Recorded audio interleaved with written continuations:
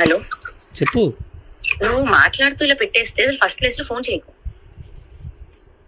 నువ్వే చేసావు మరి చేయకంటే. నేను నీకు కాదు, నీకు ఫోన్ చేసే ముందే చెప్పాను నేను నా బాధ చెప్పుకుంటా ఫోన్ పెట్టేస్తా అని. ఎందుకంటే నా బాధ ఎవరికి చెప్పుకోలేను కదా, నాకు ఎవడో లేడు నీ వల్ల, నీ పుణ్యం అని చెప్పి. నేను ఎవరిదే ఫ్రెండ్ అంటే ఫస్ట్ ఆడికి ఫోన్ చేసి నీ ఫ్రెండ్స్ అప్పుడు మాడాను నేను. వద్దురా ఇవన్నీ వద్దు. ఇప్పుడు కూర్చొని నాకు కదా ఏ రోజు లేదు కదా, ఇప్పుడు కూడా లేదు కదా. వద్దు మరి నా బతుకునవచ్చు కదా. నిన్ను ఎక్కడ ఇప్పుడు కూడా లేదు కదా, మరి నేను ఎక్కడ ప్రాబ్లం చేశాను నీకు?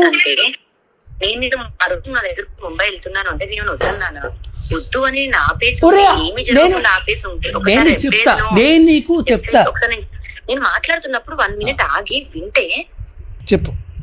నువ్వు వెళ్తా అన్నప్పుడు నేనేమైనా ఆపి నేనేమైనా ఇన్వాల్వ్ అయ్యి చేస్తే నువ్వు ఈ మాట అంటే నాకు పడుతుంది, తగులుతుంది.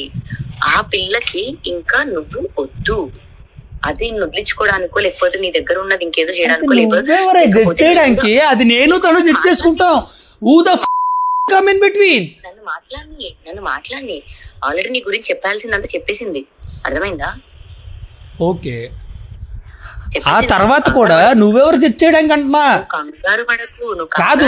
మరిద్దరికి సంబంధం లేదు అన్నప్పుడు నా జీవితం తెచ్చేయడానికి నువ్వెవరు? నేను ఎవరు తెచ్చుకుంటా నీకులాగా ఇంటికి తీసుకొచ్చే?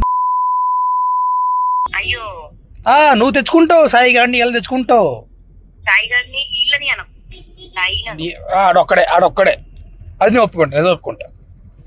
అండ్ ఆ విషయాల్లో కూడా తప్పట్లే ఎప్పుడు కూడా. కానీ ఈ విషయంలో ఎంత కాల్ చేసే చూడు తీసుకుందా